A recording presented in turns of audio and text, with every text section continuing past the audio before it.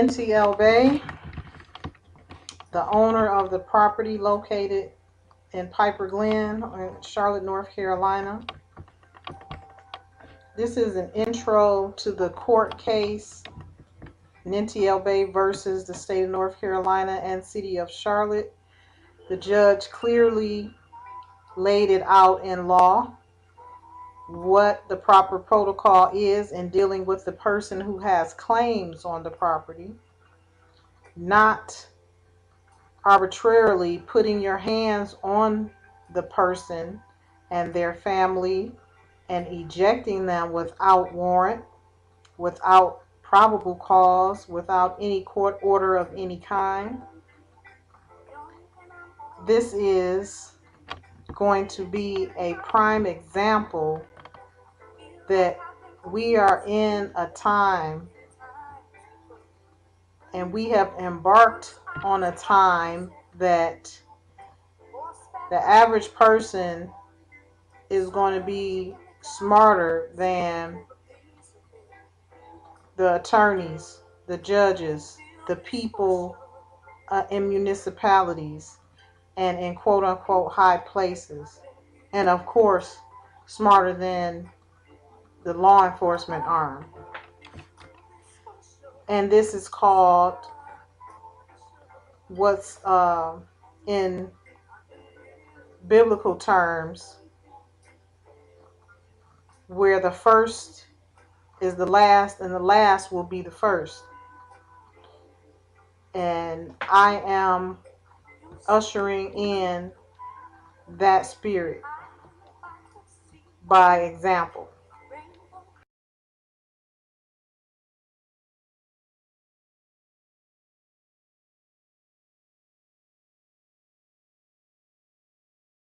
Brief in support. Basically, what the city's asking is that the case be dismissed pursuant to Rule 12b-6 with prejudice for failure to state a claim upon which relief to be granted. The city's position is the facts as alleged establish probable cause for the plaintiff's arrest for second-degree trespassing. Well, isn't the standard here that we assume what is alleged in the complaint to be true? Yes, sir. And she alleges she is the owner of the property.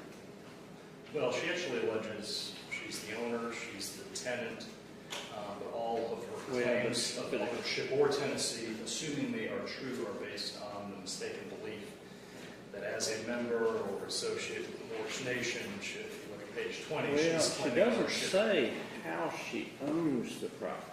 Well, actually, if you look at page 20, she's claiming ownership or title to the property through, I believe it's an aboriginal trust. Are you Miss El Bey?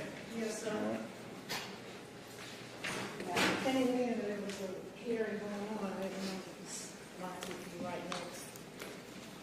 So I'm going to listen.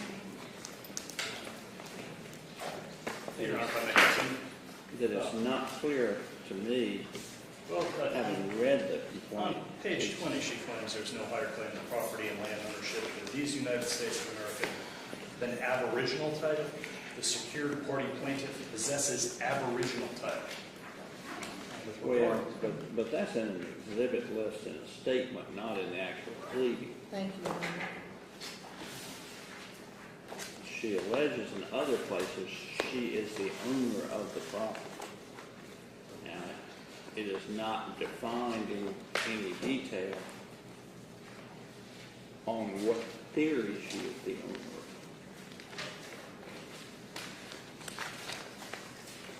But she alleges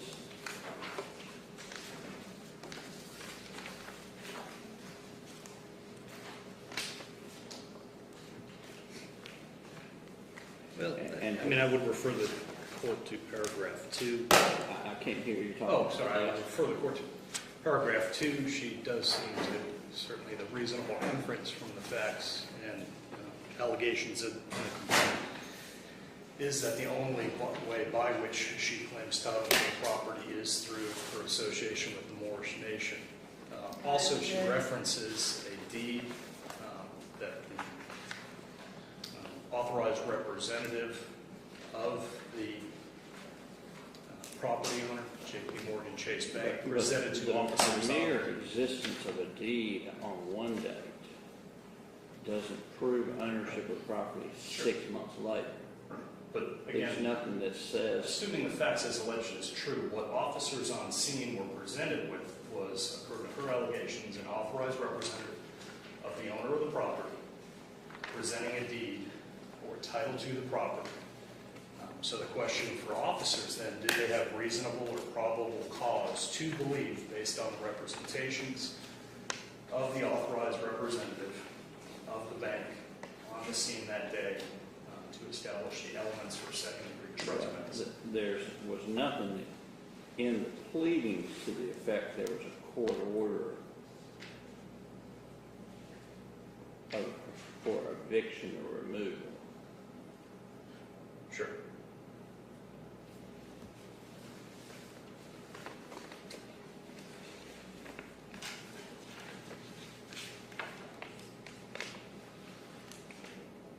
Sure, for someone who admits to squatting on the property later. She's not, No she one doesn't ever admitted to that. allege, I mean, the allegation that I think she's the allegation is that, the allegation is that officers, under the presumption she was squatting on the property, arrested her for trespass. The facts as What alleged. she's saying is, I own the property.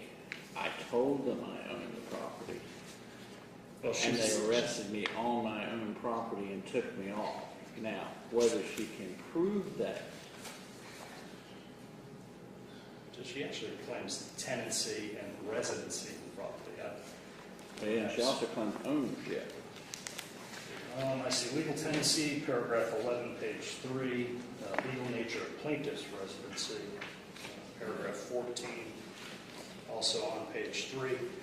Paragraph 19, legal documentation to be occupying the property on page 4. She says the legal nature of her residency. Yes. Then paragraph 29, page 4, ancestry documents for indigenous peoples.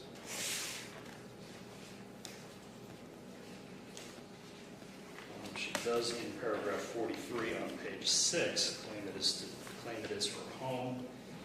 However, she talks about Miss Kennedy demanding an eviction in the middle of paragraph 43 on page 7. Again, references evidence of her right to be residing in the home. Page 7. Also in paragraph 43. And then she does, although I guess in an exhibit list, claim aboriginal title on page 20.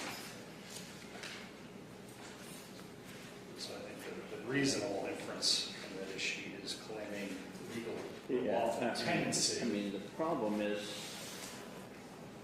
I'm judging it on a motion to dismiss, all material factual allegations are taken as true or deemed admitted. Sure. So I'm kind of not in a position. I mean, she doesn't allege in her pleadings, I'm squatting on the premises. No, but she's claiming lawful right to the property based on her association with the Moorish nation, with the court. I object to that. She doesn't fully specify what her legal basis is. At summary judgment, or when somebody came in saying, I've done a title search of the land records of the property, and here's what they show. Then we got a different matter. Again, I think even taking that she was a lawful tenant, the other facts as alleged still establish one party present, the owner of the property for the bank. Contesting, because to defeat her claims, all we have to establish is the facts as alleged establish probable cause for the arrest. We don't need to establish, was she a lawful tenant? Was she a valid or lawful owner to the property? The facts as alleged simply need to establish probable cause for the arrest. And again, that's a reasonable or probable grounds for the officer present to believe at the time, based on the facts as alleged, they have probable cause cause to arrest the plaintiff, and I believe the facts as alleged establish probable cause, even given the competing factual allegations contained in the plate for officers on scene to make the determination that probable cause existed for the arrest. I'm sorry. It's basically saying there were false statements made to her. She was wrongfully arrested for trespassing on her own property. So, I mean, I think she's got claims in here. I mean, she doesn't really allege false arrest I allege that in my by motion. labeling it that way. But Your Honor. I'm still bothering him right now. I thought there were several places where she fact that alleged you false don't have arrest. to correctly label your claims. Sure. And whether this can all be proven is Sure. maybe a different matter, because it seems to me her whole claim is premised on ownership of the property. If she doesn't own the property, then everything seems to me collapses. Sure. But I thought there were several places where, if not properly labeled as such, Yeah. she she made out a claim, albeit a factually insufficient one, to allege false arrest. I mean, it's, and There were no, it doesn't strike me as, I wouldn't provide this complaint to law students in law school to say this is how to do it, but it seems to me it does suffice to allege a theory of I own this property, I was lawfully on the property, I was hauled off the property, there was no eviction order or a court order to authorize this. right, but I think she does allege a representative of the bank, the owner of the property, was present. Right. Well, they were claiming, Allegedly. they had two people there claiming the property. Sure. And And officers. if she's in fact the owner and they know she's claiming it, they're kind of taking their risk, and it's not clear what the proof was that was being offered to them at the time. And the complaint is devoid of any proof or evidence of ownership. So officers are faced with the he said, she said, or she said sort of situation. Officers all the time must make the determination. And many times the officers will say, Sure. y'all go to civil court, so everybody hire a lawyer, and y'all go litigate that up on the Thank you. 6th floor of the courthouse. Sure. And let's figure out who owns it. Judge, and I will, without wanting to stray too far, outside of the complaint, the court, I think, could take notice of the fact that court records or public records indicate Ms. El Bey was convicted in district court of second-degree trespass. But did she So plead guilty to that, or was that a trial? It was a trial. Yeah. However, both the Burton and the Yeah, minor because, case. I mean, I don't have that Sure, but in the record on a 12b6. The court's sort of vaguely aware of things the court, somebody said once, the Supreme Court follows the election returns. I think you could truthfully say the Superior Court judge just read the paper. Sure, but I don't know that taking notice of what is otherwise a public record Yeah. would necessarily convert the motion into a 12b6. I have the line of cases in there where the court can at least take reference or notice and consider for the purposes of 12b6 documents referenced within the complaint, which would contend would be at least the deed at issue with regards to the property as of September 20th that was attached as an exhibit to our brief in support. But both the Burton and the Myrick case stand for the proposition that even if appeal, the finding of guilt in a district court case would bar plaintiff's action for false arrest.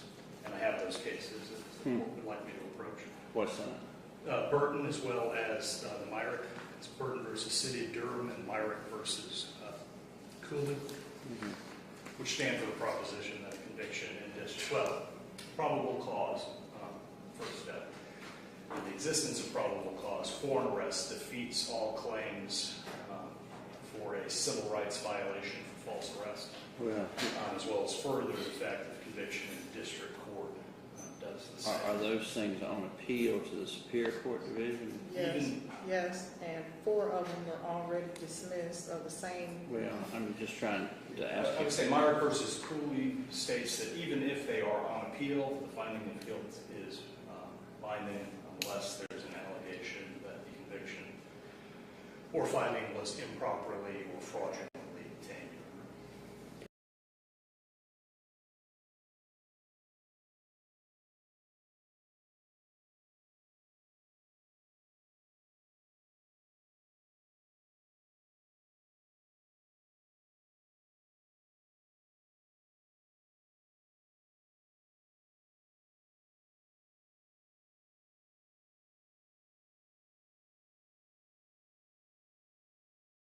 And I have those cases.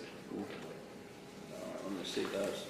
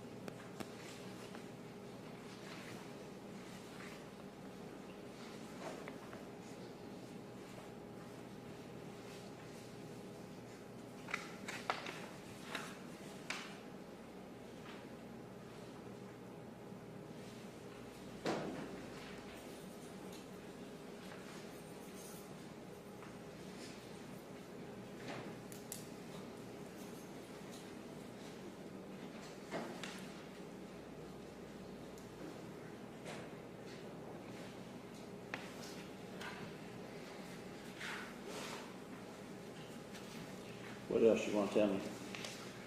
Your Honor, even if the plaintiff's claim for false arrest survives the motion to dismiss, the city would ask you to dismiss any and all claims related to the Declaratory Judgment Act pursuant to Rule 1286. I think if you look at the actual relief, she is seeking their claims, again, based on the Moorish Nation, which previous courts or other courts have found really have no legal purchase in state or federal courts of law.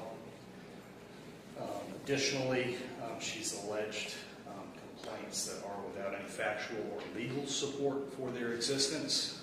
In particular, she's alleged causes of action under federal criminal statutes as well as Juvenile Code, Chapter 7B of the North Carolina General Statutes, as well as perhaps there's a laundry list of sort of complaints 160A, 285, I believe. So the court would ask that those causes of action, as they are pled, are either factually insufficient to have pled a cause under which relief could be granted, or are legally non-existent.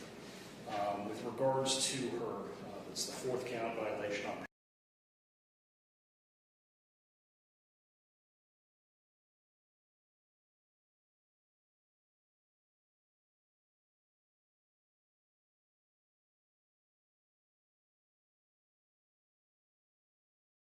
page 13, alleging that officers violated her Fifth Amendment rights under Chavez versus the United States. That claim is factually insufficient. A mere failure to recite one's Miranda rights is insufficient to allege a cause of action under 14 U.S.C. 1983. She's lacking any allegation that any statements made pursuant to that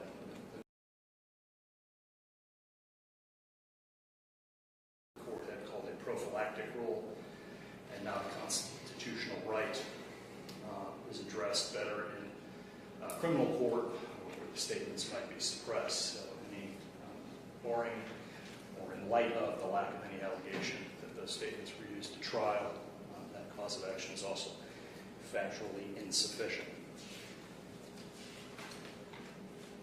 Similarly, even taking the allegations as true, the plaintiff has failed to allege factually any necessary or sufficient facts to support really any negligence, any tort under state law, whether it be through negligence or an intentional. Specifically, she tended to allege both negligent as well as intentional infliction of emotional distress. It's lacking necessary evidence to show that there was any egregious conduct. Pretty much taking her facts as true, officers were faced with a situation where there were two competing parties professing an interest in the property, and they made a determination based on that to arrest her for trespass. Lastly, would ask that any and all causes of action and that the individually named defendants be dismissed as parties to the lawsuit pursuant to the North Carolina Rules of Civil Procedure. She named them both individually as well as officially failed to properly serve Chief Putney, Lieutenants Kitchens, Lieutenants Lisenby, Lieutenant Pardue, as well as Sergeant Anderson. And then lastly, my case is in there cited with regards that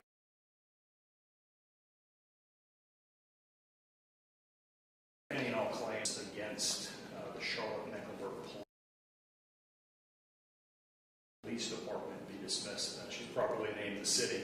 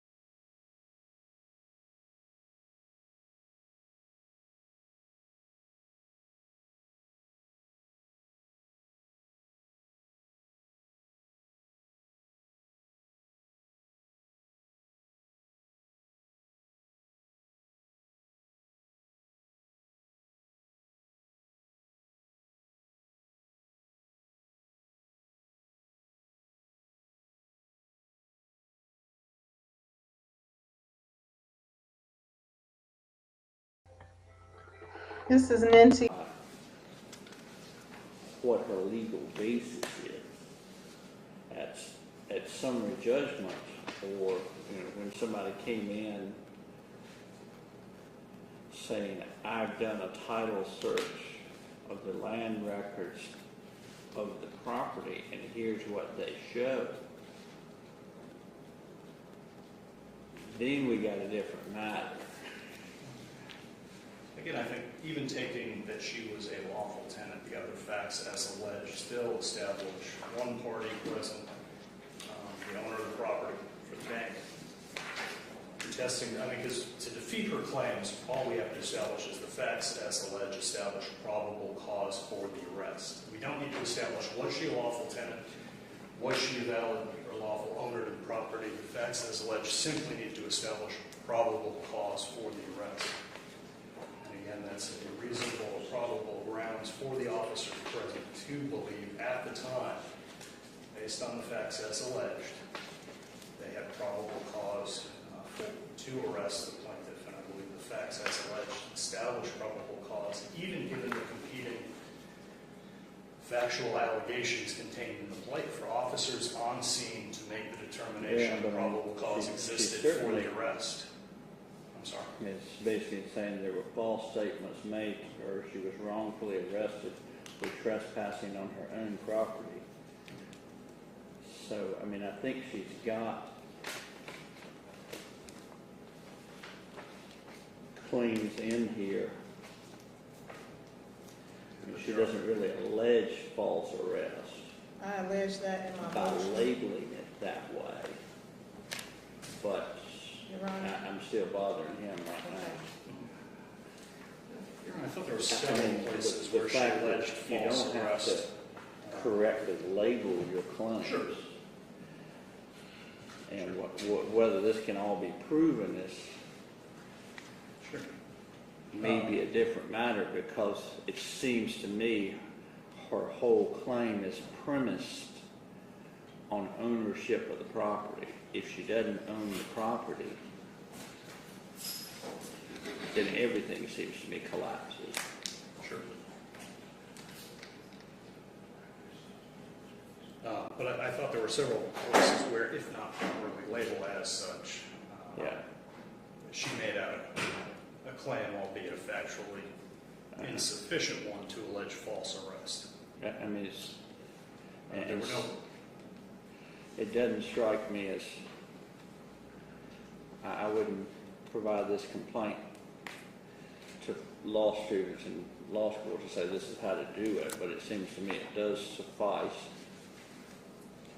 to allege a theory of I own this property, I was lawfully on the property, I was hauled off the property, there was no eviction order or a court order to authorize this.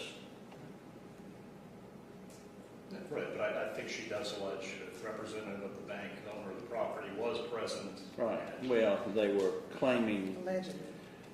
they had two people there claiming the property. Sure. And Officers. if she's in fact the owner and they know she's claiming it, they're kind of taking their risk, and it's not clear what the proof was that was being offered to them at the time. And the complaint is devoid of any proof or evidence of ownership. So officers are faced with the he said, she said, or she said sort of situation. Officers all the time must make the determination. And many times the officers will say, Sure. y'all go to civil court, so everybody hire a lawyer, and y'all go litigate that up on the Thank you. 6th floor of the courthouse. Sure. And let's figure out who owns it. Judge, and I will, without wanting to stray too far, outside of the complaint, the court, I think, could take notice of the fact that court records or public records indicate Ms. El Bey was convicted in district court of second-degree trespass. But did she So plead according to- guilty to that, or was that a trial? It was a trial. Yeah. However, both the Burton and the minor Because, case. I mean, I don't have that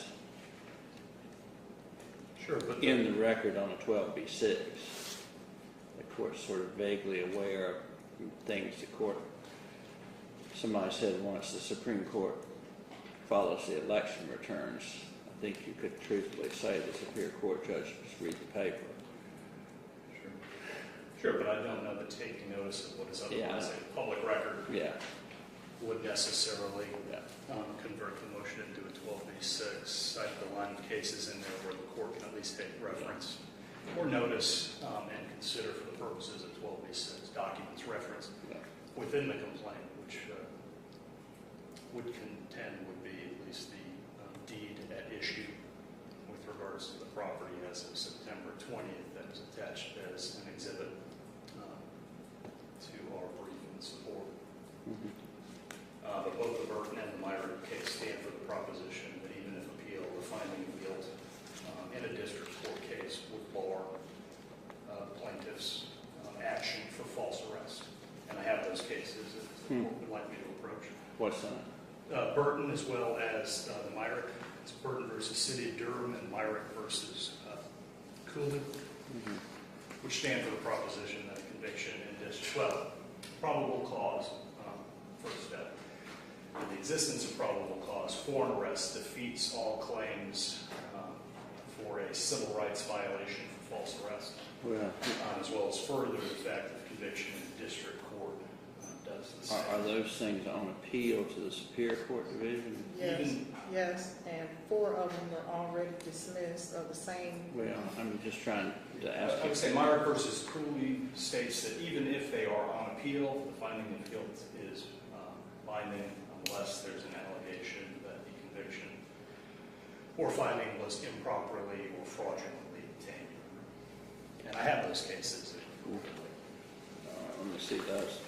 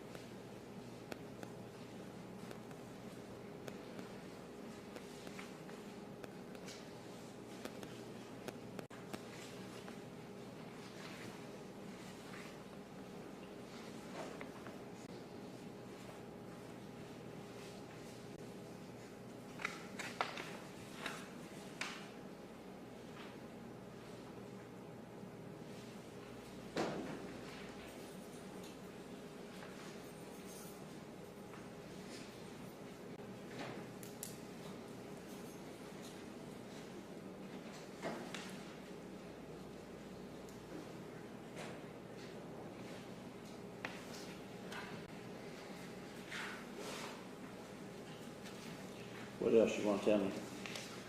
Your Honor, even if the plaintiff's claim for false arrest survives the motion to dismiss, the city would ask you to dismiss any and all claims related to the Declaratory Judgment Act, pursuant to Rule 12b6. I think if you look at the actual relief, she is seeking their claims, again, based on the Moorish Nation, which previous courts or other courts have found really have no legal purchase in state or federal courts of law. Additionally, she's alleged complaints that are without any factual or legal support for their existence.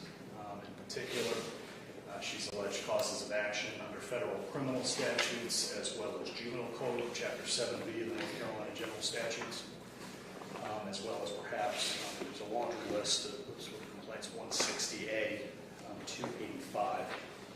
I believe, so the court would ask that those causes of action, as they are pled, are either factually insufficient to have pled a cause under which relief could be granted, or are legally non-existent. With regards to her It's the fourth count violation on page 13, allegation that officers violated her Fifth Amendment rights under Chavez versus the United States. That claim is factually insufficient. A mere failure to recite one's Miranda rights is insufficient to allege a cause of action under 14 U.S.C. 1983. She's lacking any allegation that any statements made pursuant to that the court had called a prophylactic rule and not a constitutional right is addressed better in criminal court where the statements might be suppressed. So any barring or in light of the lack of any allegation that those statements were used to trial, that cause of action is also factually insufficient.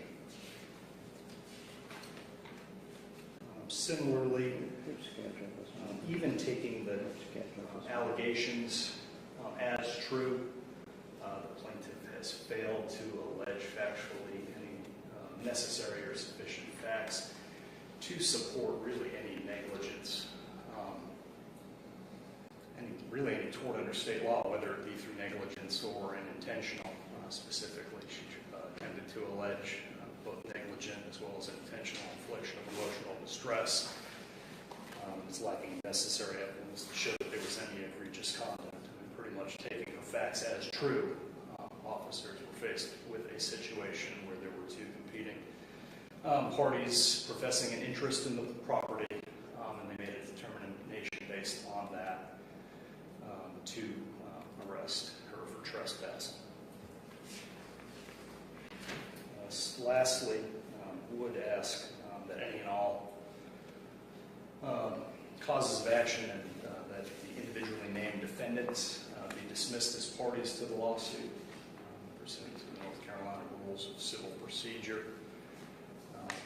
She named both individually as well as officially failed to properly serve Chief Putney, Lieutenants Kitchens, Lieutenants Lisenby, Lieutenant Pardue, as well as Sergeant Anderson. And then lastly, cases that were cited with regards that any and all claims against the Charlotte-Mecklenburg Police Department be dismissed. She's properly named the city. Yeah, I mean, you don't sue the police department, you sue the city, and it gets the same people. And while that could be corrected, she has properly named the city, so we just ask that the department be dismissed as part of the lawsuit. It is not a legal entity capable of being sued. Yes, ma'am. Okay, Your Honor, I have before you today my answers and a motion to show cause for the CMPD officers. If I could give this to you so that you can follow me tonight in my exhibits.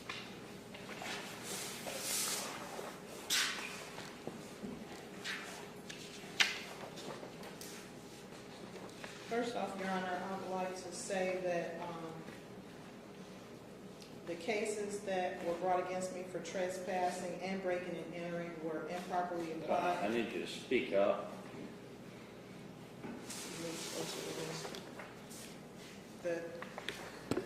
This help? No, Oh, okay. that doesn't. That's not a microphone. Oh, okay. Counsel, what's your name? Mr. Perlinger? Mr. Perlinger made mention of the trial and the cases that were brought against me on March 1st for the trespassing and the breaking and entering, Your Honor. There were 3 breaking and entering and 3 trespassing charges that were brought against me within a 3-week period. And I challenged that in the court session.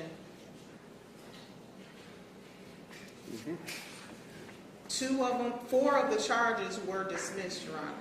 And I don't know, for whatever reason, the others weren't dismissed because they fall under the double jeopardy rule. These officers targeted me and profiled me for a 3-week span, arresting me for the same charges over and over again without allowing me to be heard on the first charges.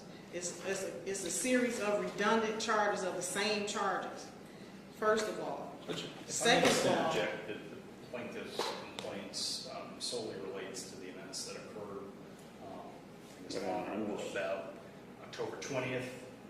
There was nothing subsequent that occurred with regards to any allegations. Yes, it's affidavit. Yes, Oh, I filed several affidavits after the complaint in support of that complaint to identify the latest issues that were happening as they were happening.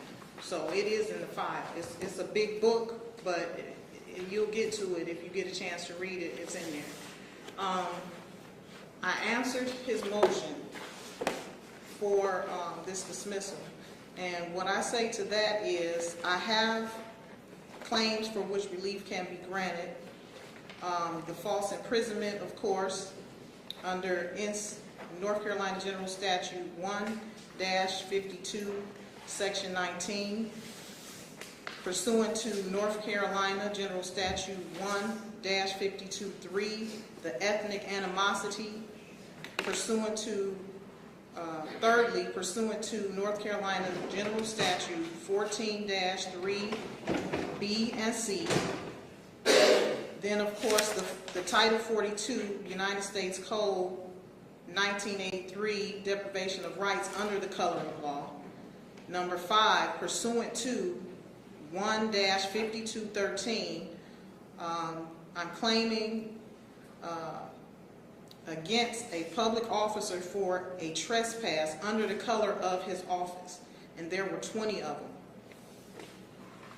Lastly, there's been an egregious amount of abuse of process, Your Honor, in my case. Go ahead.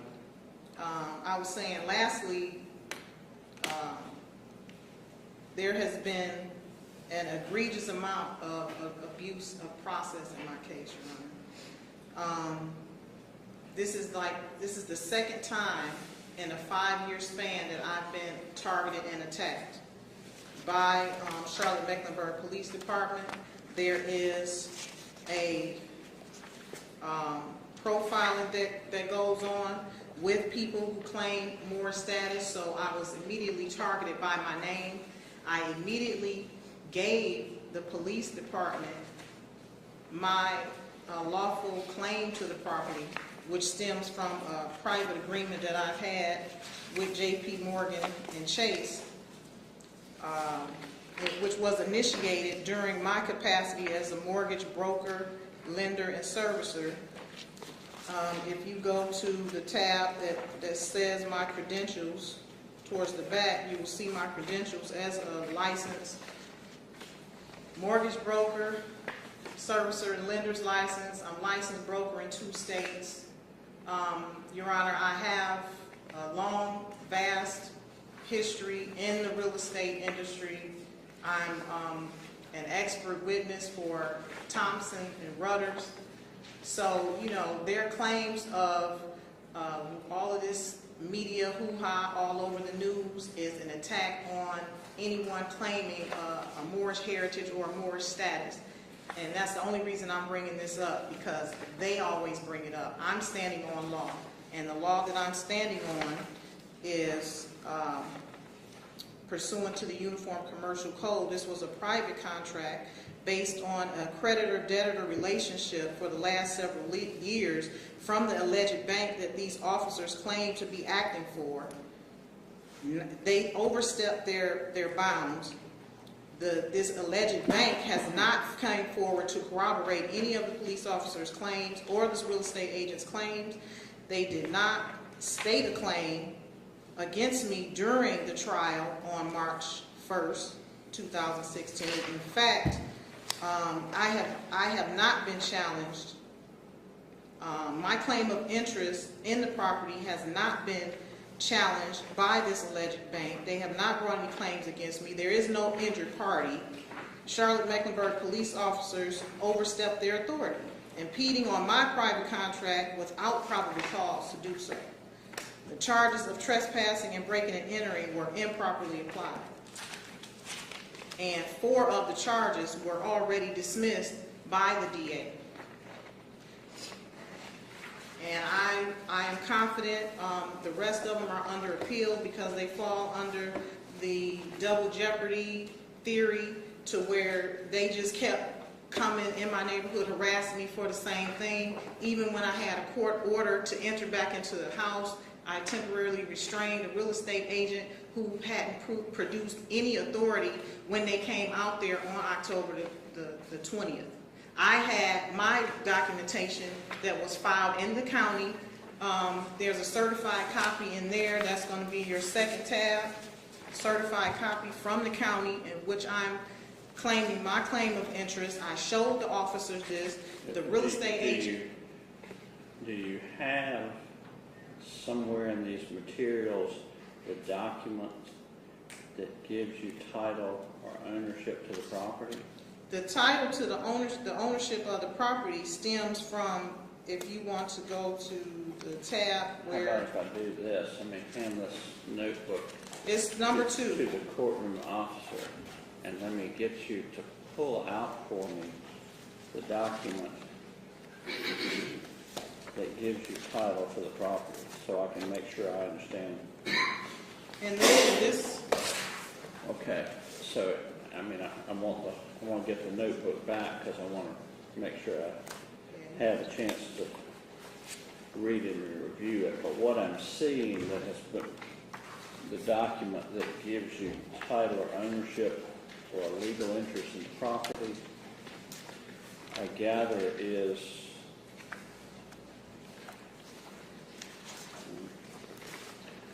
actually seeing 5 pages of documents. Yes, Your Honor. The first one has a certified seal on it that talks about from the Register of Deeds office. The next one is a document that does appear to be filed in the Register of Deeds office that is entitled Notice of Intent. Yes, Your Honor. And it's a 1-page document. It's also sealed. Yes, Your Honor. It appears to be the document that the prior basically this certified. That just came today. They didn't have the certification, The but they had second the notice stamp. of intent seems to be the document that these That's two go correct. together. That's correct. Then there's a document that is a UCC filing acknowledgement entitled the International Trust, care of Peace Palace, The Hague. Yes, Your Honor. And that's a 1-page document. The next document, and actually that first document is, I'm assuming this is a Secretary of State's number, Yes. B30287-P969. Yes, Your The Honor. next page has the same numbers, but it's P970 that says that it is a UCC financing statement. Correct. Okay? And then the last document is P971, a UCC filing statement. Identifying the legal description, correct. So what you're telling me is the documents that create your legal claim are these pages that I have here. Is that correct? Yes, Your Honor, that's the evidence of it. As I said earlier, Okay. And are you wanting me to consider these documents in resolving this motion I've heard today? resolving I'm not done in my Well, I'm testimony. not saying you're done. I'm just wanting to know if you That have any is the objection evidence. to me considering these documents in terms of me figuring out what to do today. No, that's fine, Your Honor. I Okay. presented that to the police officers, Okay. and All right. and that's fine. All right. Now that I understand that, go ahead.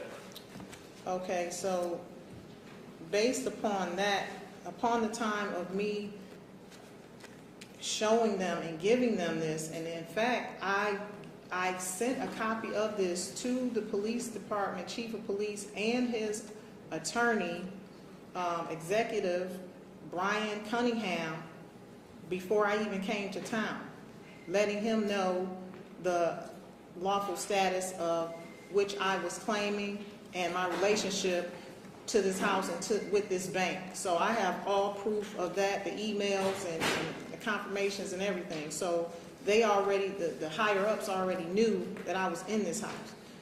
The police officers came out when I showed them what I had, and I kept telling them, you need to contact the chief of police. They were taking me for a joke. They figured that I'm, you know, a criminal. I don't have a criminal history.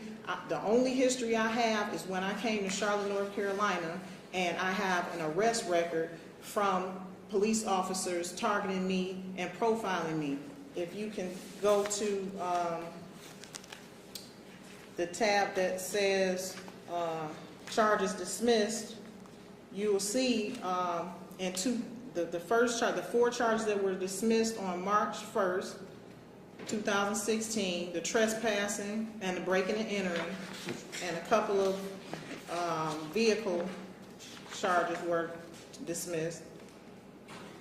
You'll see the 2010 cases from CMPD officers harassing me and profiling me, showing a pattern of this behavior towards me and others who carry the name El Bey. These charges Let me interrupt you again, ask you another question. Yes, sir. That the court is generally allowed to take judicial notice of other court files. Mm-hmm.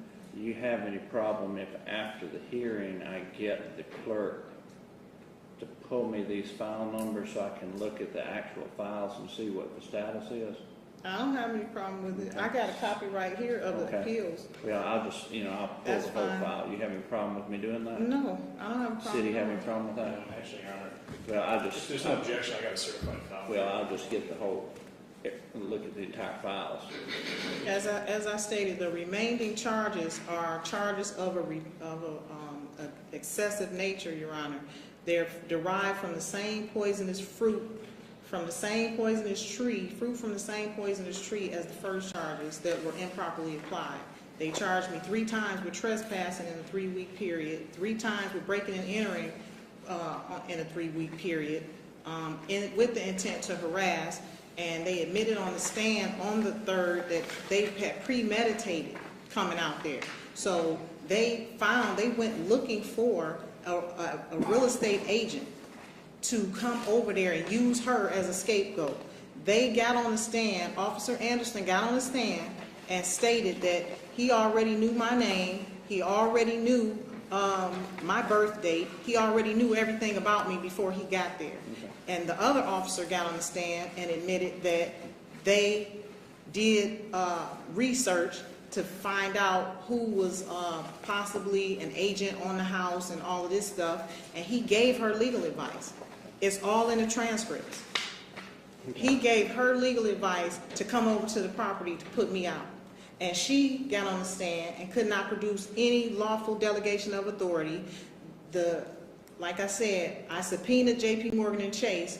They did not, they're standing mute. The attorneys for this real estate agent have no claims against me, no valid production of any type of delegation of authority. They produced something that did not identify the property. They put warrants out on me in the name of JP Morgan and Chase. When they got on the stand on the 3rd, they said that they didn't work for JP Morgan and Chase. So now that I'm subpoenaing everybody and filing state bar complaints for false representation, they want to backtrack now and say they don't work for JP Morgan and Chase, putting all of these servicing companies in the mix of it. Now it's like 4 servicing companies. They jumping from servicing company to servicing company. Nobody wants to, it's like a hot potato. Now, none of these people that were bringing claims against me want to deal with it now because I know what's going on. It's all with the intent to harass, and there is evidence of that. It was a conspiracy to harass me. Channel 9, there's this real estate agent involved. The police went and got all of these people. After they targeted and profiled me, they went and got this real estate agent and found her. Her contract on the house was expired on the day of when they came over there. So they had to hurry up and make a move with her because her contract was expired on October 20th, the one that she produced for court. And it still didn't give a delegation of authority from JP Morgan and Chase. There's an article in Channel 9 News from Councilman Edmund Driggs, who indicated that I was using loopholes in the law, and they were going to get me out regardless. Okay, so this is a conspiracy amongst CMPD, Janan Kennedy, the real estate agent, Edmund Driggs, a councilman, several attorneys from the law firm Nelson Mullins, Riley, and Scarborough, which I've had to file complaints against regarding this whole issue of them violating and depriving me and my children. That's why there is a count in that complaint for my children's sake. You know, they tried to taint the minds of my children, talking to them with all of these negative connotations about their mother, removed us from the property, locked me up on a false warrant, and when I was locked up, they went in the house and was going through all my personal belongings and removed them. Tried to produce a piece of paper at trial so you're admitting that you went through my stuff, one of these attorneys. And I objected and told the judge they didn't have a warrant to go in the house, they didn't have a warrant to go through my personal property. So he sustained it. The point I'm making here is, Your Honor, this was all premeditated harassment and stalking and profiling on the part of the police officers. And the proof is right here in this news article that Channel 9 has been following. They're the ones that called Channel 9. They made this big media frenzy about it. And I told the officers then, I said, you should have done your due diligence on me.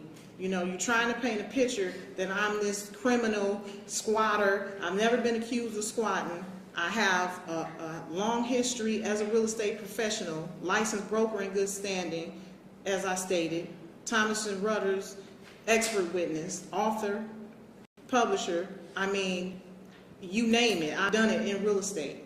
But the main point I want to drive forward is that this is a private matter. And once I showed them my claim of interest in this property, they should have known it was a civil matter and not taken the course of abruptly removing me and my children, displacing us. I didn't know where my furniture, my clothes, my personal effects, my papers was for about a month and a half. I don't know what makes the police officers or the state or the county feel that they can abruptly abuse their authorities and deprive people of their rights without repercussion. They do it every day. But this time, I'm not standing for it, Your Honor, because I know that I've been violated. And for the sake of my children, I have to fight for them.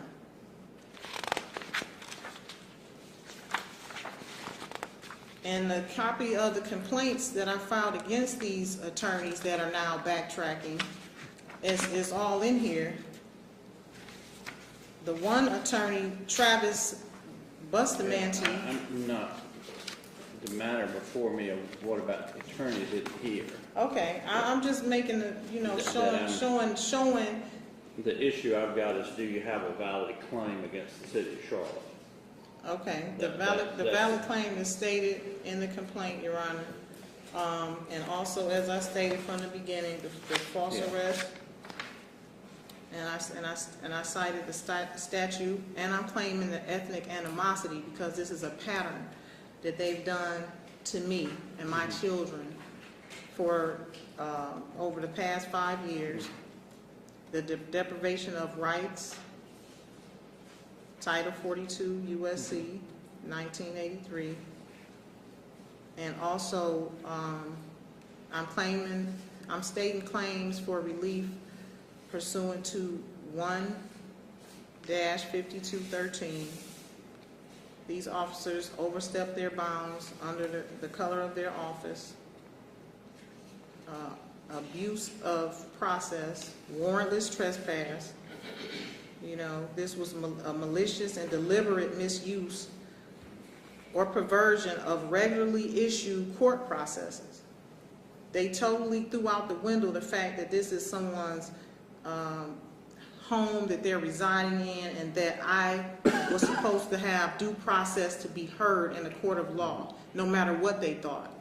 They're not attorneys. Anything else you need to tell me? Claims of relief under the false imprisonment pursuant to North Carolina statute 1-5219 and pursuant to NCGS 1-523 and pursuant to NCGS 14-3 B and C, that indicates the relief of those, the punishment of those misdemeanors for the ethnic animosity and the false imprisonment. All right. Court at this point would allow the motion to dismiss as to the Charlotte-Mecklenburg Police Department, because it is basically the city of Charlotte is the proper party, not the police department per se. Secondly, would allow the motion to dismiss for lack of service as to the individual officers. That would be without prejudice to refiling those. As to the claims against the city of Charlotte, the court having received a number of documents this morning that I hadn't had a chance to read, plus I need to get the access to the various criminal files that have been referenced in this case and look at those. Parties having consented to me doing that, I'll take the remainder of it under advisement, read the documents and see what to make of it. All right. Thank y'all and be in touch. Thank you. Thank you. Then we got George Henderson versus Carolina Basketball Club.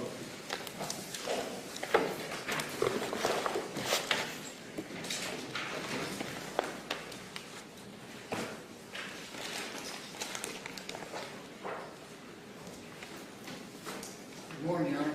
Good morning. How are y'all doing? As you can see here, the judge is clearly described what needs to take place, that I come back and reserve the officers and the chief of police, and that his office wanted to review the rest of the paperwork, that I had a claim against the city or not. Now, this city attorney, Richard Rustin Perlinger, has privy, as all attorneys do, to write up the judge's final order. The judge's final order in this case would be dismissed in part as to the officers. Hi family, I'm signing books today. Get your copy. It's more than a real estate book. It's an American history lesson. Get your signed copy by the author, sent to you with a special message from Eureka M. Ramjour. Get your copy today. Myth Behind Foreclosure, Wall Street, Big Banks and You, by Girl from Detroit. Peace and love.